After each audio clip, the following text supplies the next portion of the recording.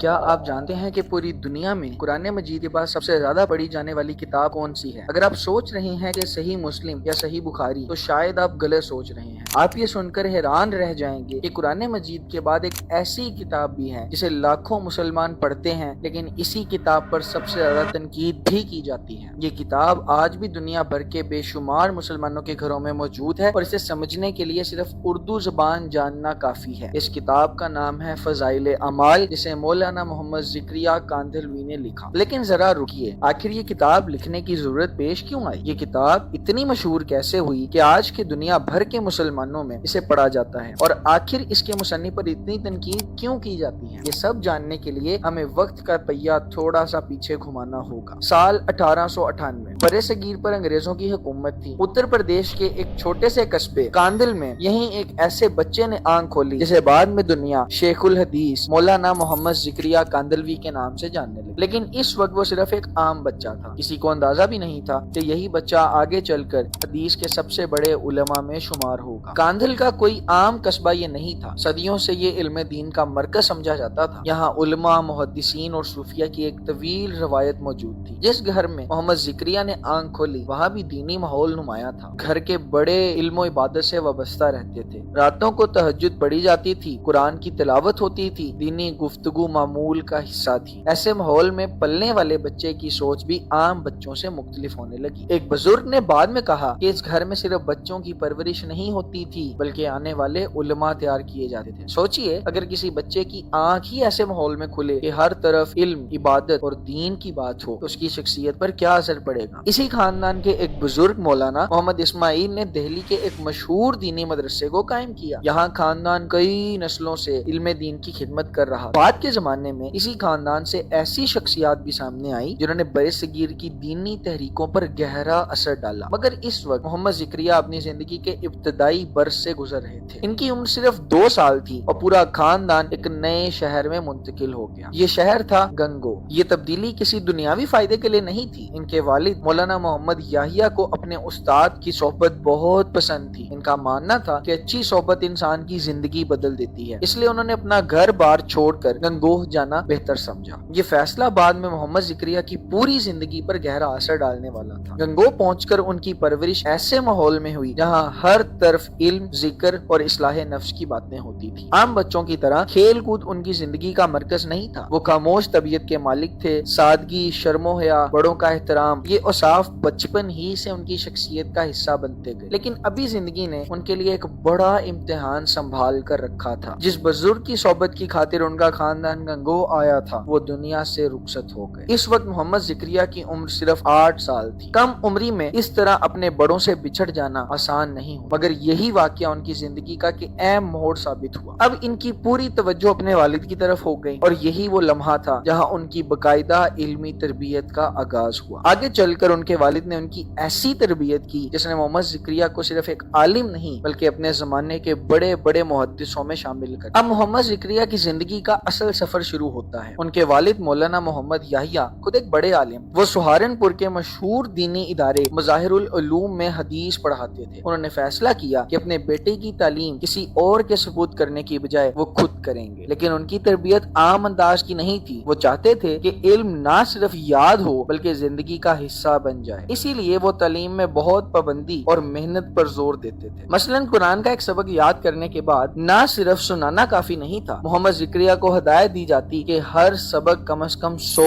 مرتبہ دہرائیں۔ سوچئے، ایک کم عمر بچہ روزانہ اپنا سبق 100 مرتبہ دہرا رہا ہے۔ آج یہ طریقہ شاید بہت سخت محسوس ہو، لیکن اسی مسلسل محنت نے ان کی یادداشت کو غیر معمولی بنا دیا۔ کیا یہ سختی تھی یا پھر یہ ایک عظیم عالم تیار کرنے کی قیمت؟ شاید دونوں۔ اس دوران ایک ایسا واقعہ پیش آیا جسے خود محمد ذکریہ بعد میں اپنی زندگی کے اہم ترین لمحات میں شمار کر جب پہلی مرتبہ انہوں نے حدیث کی مشہور کتاب مشکوٰۃ شریف پڑھنا شروع کی، ان کے والد نے سبق شروع کرنے سے پہلے خاص دعا دی۔ پھر محبت سے وہ دعا ان کے سینے پر دم فرما دی۔ دعا یہ تھی کہ اللہ تعالیٰ اس بچے پر حدیث کے علم کے دروازے کھول دے۔ اس وقت شاید کسی نے اس دعا کی گہرائی کو محسوس نہ کیا ہو، مگر آنے والے برسوں نے ثابت کر دیا کہ یہ دعا واقعی قبول ہوئی۔ آہستہ آہستہ حدیث ان کی زندگی کا سب سے محبوب علم بن گئی۔ مطالعہ، نوٹس لکھنا، والد کے اس بات پر شریک ہونا اور نئی بات کو محفوظ کرنا ان کا روز کا معمول بن گیا۔ علم کے لیے ان کی محنت محنت اس حد تک پہنچ گئی کہ کبھی کھانے پینے اور آرام کا بھی خیال نہ رہا۔ یہی شوق انہیں آگے لے جا رہا تھا۔ اس کے بعد ان کی باقاعدہ تعلیم سہارنپور کے مظاہر علوم میں شروع ہوئی۔ یہ اس زمانے میں برصغیر کے بڑے دینی اداروں میں شمار ہوتا تھا۔ یہاں انہوں نے عربی، فقہ، تفسیر اور حدیث سمیت مختلف علوم پڑھے۔ اسی دوران ان کی ملاقات ایک ایسی شخصیت سے ہوئی جس نے ان کی زندگی پر گہرا اثر چھوڑا۔ یہ تھے حضرت خلیل الرحمن احمد سہارنپوری۔ وہ صرف استاد نہیں تھے بلکہ روحانی رہنما بھی تھے۔ 1915 میں محمد ذکریہ نے ان کے ہاتھ پر بیعت کی۔ یہ صرف ایک رسمی تعلق نہیں تھا، یہ علم کے ساتھ ساتھ روحانی تربیت کے ایک نئے سفر کا آغاز تھا۔ لیکن ابھی قسمت نے ایک اور آزمائش ان کے لیے سنبھال رکھی تھی۔ ان کی عمر صرف 19 سال تھی کہ ان کے والد کا انتقال ہو گیا۔ یہ صرف باپ سے جدائی کا غم نہیں تھا بلکہ پورے خاندان کی ذمہ داری بھی اچانک ان کے کندھوں پر آ گئی۔ اس کے ساتھ ساتھ ایک اور مشکل بھی سامنے۔ والد اپنے پیچھے تقریباً 8,000 روپے قرض چھوڑ گئے تھے اور یہ بہت بڑی رقم اس دور میں سمجھی جاتی۔ اب سوال یہ تھا، کیا وہ تعلیم جاری رکھ سکیں گے یا حالات انہیں علم کا راستہ چھوڑنے پر مجبور کر دیں گے؟ خوش قسمتی سے خاندان اور کچھ مخلص ساتھیوں نے ان کا ساتھ دیا۔ قرض ادا ہو گیا مگر آزمائش ختم نہیں ہوئی۔ محمد ذکریہ نے نہایت سادہ زندگی گزاری۔ مہینوں مدرسے میں رہتے، کم وسائل سے گزارا کرتے اور اپنی پوری توجہ علم پر رکھتے۔ یہی مشکلات ان کی شخصیت کو مزید مضبوط کرتی گئیں اور پھر ایک ایسا موقع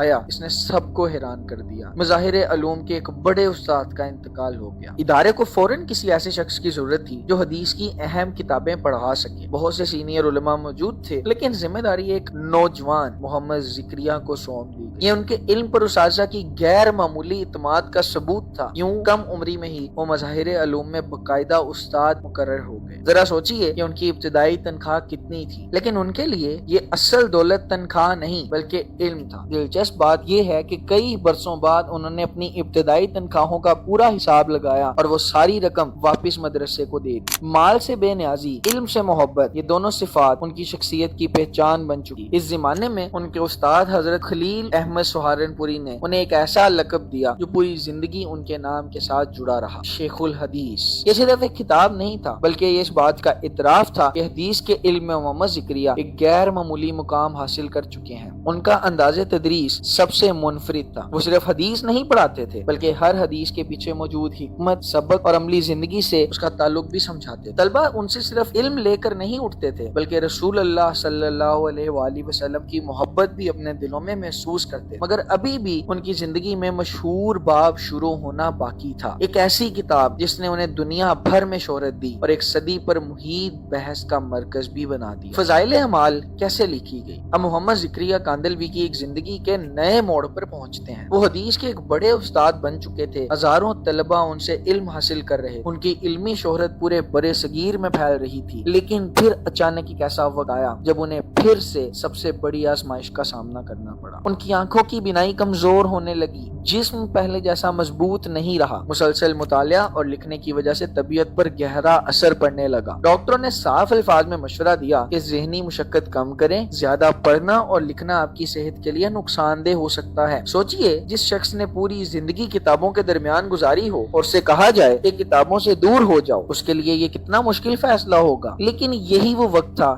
جہاں سے ان کی زندگی کا سب سے مشہور باب شروع ہوا۔ اسی دوران تبلیغی جماعت کے بانی مولانا محمد الیاس نے ان سے ایک درخواست کی۔ ان کا کہنا تھا کہ عام مسلمانوں کے لیے ایک ایسی کتاب لکھی جائے جو آسان زبان میں ہو، جسے ہر شخص سمجھ سکے اور جو لوگوں کے دلوں میں نیکی کا جذبہ پیدا کرے، کیونکہ عام لوگ فقہ اور حدیث کی پیچیدہ بحثیں نہیں سمجھ سکتے۔ انہیں ایک ایسی کتاب چاہیے جو پڑھنے میں آسان ہو اور علم کی طرف رغبت دلائے۔ محمد ذکریہ کاندلوی نے یہ درخواست قبول کر لی۔ انہوں نے ایک کتاب ہی نہیں لکھی بلکہ مختلف موضوعات پر الگ الگ رسالے لکھنا شروع کی۔ کسی میں نماز کی فضیلت بیان کی، کسی میں قرآن کی اہمیت اور کسی میں ذکر و اذکار، کسی میں رمضان کے فضائل اور کسی میں صحابہ کرام کی قربانیاں۔ یہ تمام رسالے مختلف اوقات میں لکھے گئے، بعد میں انہیں ایک جگہ جمع کیا گیا اور یوں ایک نئی کتاب وجود میں آئی جس کا نام رکھا گیا فضائل اعمال۔ شاید اس وقت خود مصنف کو بھی اندازہ نہیں تھا کہ کتاب آگے چل کر پوری دنیا میں سب سے زیادہ پڑھی جانے والی کتاب میں شمار ہو۔ جہاں جہاں تبلیغی جماعت پہنچی وہاں وہاں یہ کتاب بھی پہنچی۔ پاکستان، ہندوستان، بنگلہ دیش، جنوبی افریقہ، برطانیہ، امریکہ، خلیجی ممالک اور پھر دنیا کے درجنوں دوسرے ممالک۔ تبلیغی جماعت کے 30 دن، 40 دن اور 4 ماہ کے دعوتی سفر میں مسجدوں میں روزانہ اسی کتاب سے تعلیم دی جانے لگی۔ آہستہ آہستہ اس کے تراجم بھی مختلف زبانوں میں ہونے لگے۔ آج یہ کتاب 30 سے زیادہ زبانوں میں دستیاب ہے۔ اکثر لوگ ایک دعویٰ بھی کرتے ہیں کہ قرآن مجید کے بعد دنیا میں سب سے زیادہ پڑھی جانے والی کتاب فضائل اعمال ہے، لیکن تحقیق کی روشنی میں یہ بات واضح کرنا ضروری ہے۔ کسی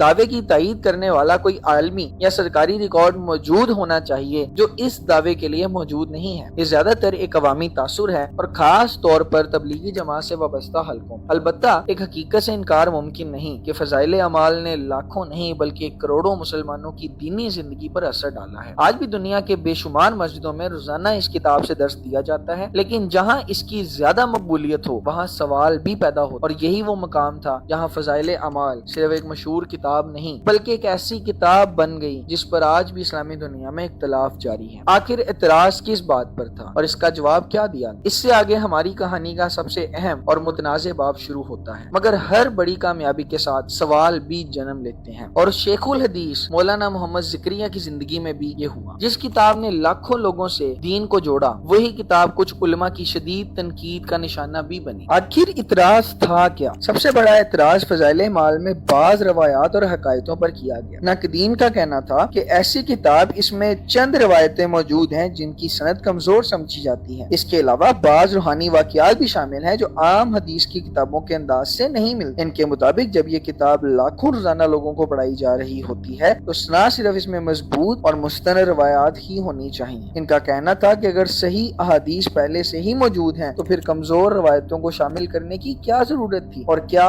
عام آدمی مضبوط اور کمزور روایت میں فرق کر سکتا ہے؟ یہی سوال آج بھی مختلف دینی حلقوں میں اٹھایا جاتا ہے۔ دوسری طرف جو بندی علماء کا جواب کیا تھا؟ ان کا کہنا تھا کہ کمزور روایت کا مطلب ہرگز یہ نہیں کہ وہ جھوٹی روایت ہے۔ علم حدیث میں کمزور اور من گھڑت روایت دو الگ الگ چیزیں ہیں۔ صدیوں سے بہت سے محدثین نے نیکی کی ترغیب، فضائل اعمال اور اخلاقیات کے موضوعات میں کمزور روایات نقل کرنے کی اجازت دی ہے، بشرطے یہ کہ وہ عقائد یا حلال و حرام کے مسائل سے متعلق نہ ہوں۔ حامیوں کے مطابق مولانا محمد زکریا نے کوئی بھی نئی روایت ایجاد نہیں کی، انہوں نے وہی روایات جو پرانی احادیث اور پرانی تاریخ کی کتابوں سے نقل کی ہیں جو پہلے علماء بھی بیان کرتے آئے ہیں۔ یعنی اصل اختلاف مولانا زکریا کی نیت پر نہیں بلکہ کمزور حدیث کے استعمال کے اصولوں پر ہے۔ یہ اختلاف آج کا نہیں بلکہ کئی صدیوں سے علماء کے درمیان موجود ہے، لیکن یہاں ایک بات ضرور کہنی چاہیے کہ اگر کسی کتاب میں ایسی روایتیں موجود ہیں جن کی سند پر خود علماء کرام میں اختلاف ہو یا جنہیں پڑھ کر عام لوگ غلط فہمی کا شکار ہو سکتے ہوں تو بہتر ہے کہ نئی اشاعتوں میں ان کی واضح وضاحت کر دی جائے۔ اگر کوئی روایت واقعی غیر ضروری ہو یا اس کی کوئی مضبوط علمی فائدہ ثابت نہ ہو تو اسے الگ کر دینا چاہیے، یہی ایک مناسب علمی راستہ ہو سکتا ہے۔ ہمارے خیال میں اگر فضائل اعمال کا ایک ایسا ایڈیشن شائع کیا جائے جس میں صرف مضبوط اور مستند روایات ہوں جبکہ اختلافی یا کمزور روایتوں کے ساتھ مکمل تحقیق اور وضاحت شامل ہو، اس سے اس کتاب پر ہونے والے اعتراضات خود بخود ختم ہو جاتے ہیں۔ آخر مقصد تو لوگوں کو دین کے قریب لانا ہے، نہ کہ اختلافات پیدا کرنا، لیکن تمام اختلافات کے باوجود ایک حقیقت سے انکار کرنا مشکل ہے۔ فضائل اعمال آج بھی دنیا کی بے شمار مسجدوں میں پڑھی جاتی ہے، لاکھوں لوگ اس سے فائدہ اٹھاتے ہیں اور لاکھوں لوگ آج بھی اس پر سوالات اٹھاتے ہیں۔ شاید یہی کسی بڑی کتاب کی پہچان ہوتی ہے، وہ صرف پڑھی نہیں جاتی، اس پر بحث بھی جاری رہتی ہے۔ مگر ان تمام اختلافات کے باوجود شیخ الحدیث مولانا محمد زکریا کی زندگی رکی نہیں، وہ مسلسل پڑھاتے رہے، لکھتے رہے اور ہزاروں طلبہ تیار کرتے رہے۔ وقت گزرتا گیا، عمر بھی بڑھتی گئی اور جسم پہلے جیسا مضبوط نہیں رہا۔ خاص طور پر آنکھوں کی تکلیف نے انہیں بہت پریشان کیا۔ کتابیں پڑھنا، لکھنا اور مسلسل تحقیق کرنا یہ پہلے جیسا آسان نہیں رہا، لیکن علم سے ان کا تعلق کبھی کمزور نہیں ہوا۔ یہی وہ وقت تھا جب ان کے دل میں ایک خواہش مضبوط ہونے لگی، مدینہ منورہ میں اپنی باقی زندگی گزارنے کی خواہش۔ وہ شہر جہاں رسول اللہ صلی اللہ علیہ وآلہ وسلم آرام فرما رہے ہیں، وہ شہر جس سے انہیں بچپن ہی سے بے پناہ محبت تھی۔ آخر کار انہوں نے ہندوستان چھوڑنے کا فیصلہ کیا اور ہمیشہ کے لیے مدینہ منورہ منتقل ہو گئے۔ یہ ان کی زندگی کا آخری مگر سب سے پرسکون دور تھا۔ یہاں نہ کوئی سیاسی بحث تھی، نہ کوئی انتظامی ذمہ داری، زیادہ وقت عبادت، ذکر اور مطالعہ میں اور آنے والے طلبہ کی رہنمائی میں گزرتا۔ اسی دوران سعودی حکومت نے انہیں شہریت بھی عطا کی۔ یہ ان کی علمی خدمات کا ایک بڑا اعتراف سمجھا جاتا ہے۔ مسجد نبوی کے قریب رہنا، رسول اللہ صلی اللہ علیہ وآلہ وسلم کے شہر میں زندگی گزارنا، یہ وہ نعمت تھی جسے وہ اللہ کا خاص فضل سمجھتے تھے۔ لیکن وقت کسی کے لیے رکتا نہیں۔ عمر اپنا اثر دکھا رہی تھی،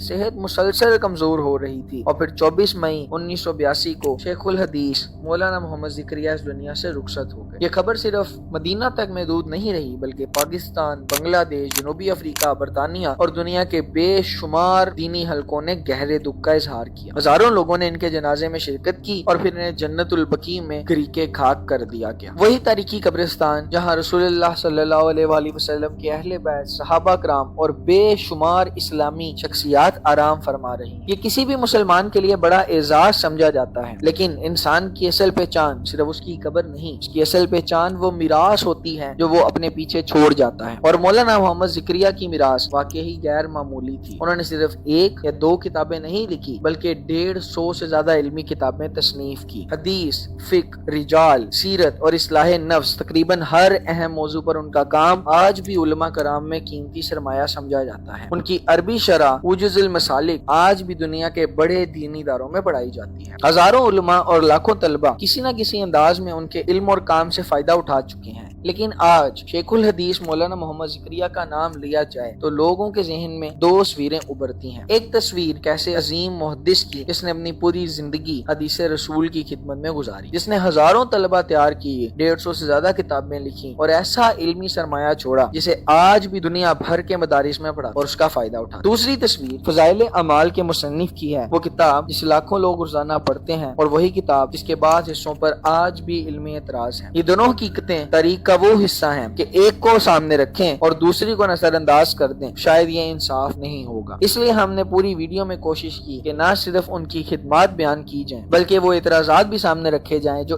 1 صدی سے مختلف علمی حلقوں میں زیر بحث ہیں۔ تاریخ کا کام کسی شخصیت کو فرشتہ یا شیطان بنانا نہیں ہوتا، بلکہ اس کا مکمل تصویری خاکہ پیش کرنا ہوتا ہے۔ اور شاید مولانا محمد ذکریا کی زندگی بھی ہمیں یہی سبق دیتی ہے کہ جتنی بڑی شخصیت ہوتی ہے اس پر سوال بھی اتنے بڑے ہی اٹھتے ہیں۔ لیکن یہاں ایک سوال ہم سب کے لیے بھی ہے، اگر یہ کتاب نے لاکھوں لوگوں کو نماز، ذکر اور دین کے قریب آنے کی ترغیب دی، لیکن اسی کتاب کی چند روایتوں پر علمی اطلاع بھی موجود ہے، تو ایسے میں صحیح راستہ کیا ہونا چاہیے؟ کیا پوری کتاب کو رد کر دینا چاہیے، یا پھر صرف ان روایتوں پر علمی نظر ثانی کرنی چاہیے جن پر خود علماء کے درمیان اختلاف موجود ہے؟ شاید اسی میں اعتدال ہے اور انصاف بھی یہی ہے۔ ایک بات ضرور یاد رکھنی چاہیے، اختلاف علمی دنیا کا ہمیشہ سے حصہ رہا ہے۔ امام بخاری پر بھی اعتراضات ہوئے، امام ابو حنیفہ پر بھی ہوئے، امام شافعی اور امام احمد بن حنبل پر بھی اختلافات ہوئے۔ اختلاف ہونا کسی شخصیت کی عظمت یا کمزوری کا آخری معیار نہیں ہوتا، اصل معیار یہ ہے کہ اختلاف کو کس انداز میں پیش کیا جائے۔ مولانا محمد ذکریا کاندلوی اس دنیا میں موجود نہیں، لیکن ان کی لکھی ہوئی کتابیں، ان کے شاگرد اور ان کا علمی کام ابھی بھی زندہ ہے، اور شاید آئندہ بھی ان کی گفتگو ہوتی رہے گی۔ کچھ لوگ انہیں شیخ الحدیث کہہ کر یاد کرتے ہیں، کچھ لوگ فضائل اعمال کے مصنف کے طور پر، اور کچھ ان دونوں پہلوؤں کو ساتھ رکھ کر ان کی شخصیت کو سمجھنے کی کوشش کرتے ہیں۔ اب فیصلہ آپ کے ہاتھ میں، آپ کی نظر میں۔ تاریخ مولانا محمد ذکریا کو کس حیثیت سے یاد رکھے گی؟ ایک عظیم محدث کے طور پر، یا ایک ایسے کتاب کے مصنف کے طور پر جس نے لاکھوں لوگوں کی زندگی بدل اور ساتھ ہی 1 صدی پر محیط علمی بحث کو بھی جنم دیا؟ اپنی رائے کمنٹس میں ضرور بتائیں۔ اگر آپ چاہتے ہیں کہ ہم اسی انداز میں کسی اور اسلامی شخصیت کی مکمل، غیر جانبدار اور مستند ڈاکومنٹری لے کر آئیں تو ویڈیو کو لائک کریں، چینل کو سبسکرائب کریں، اور اگلی ویڈیو میں پھر سے ملاقات ہوگی۔ اللہ حافظ۔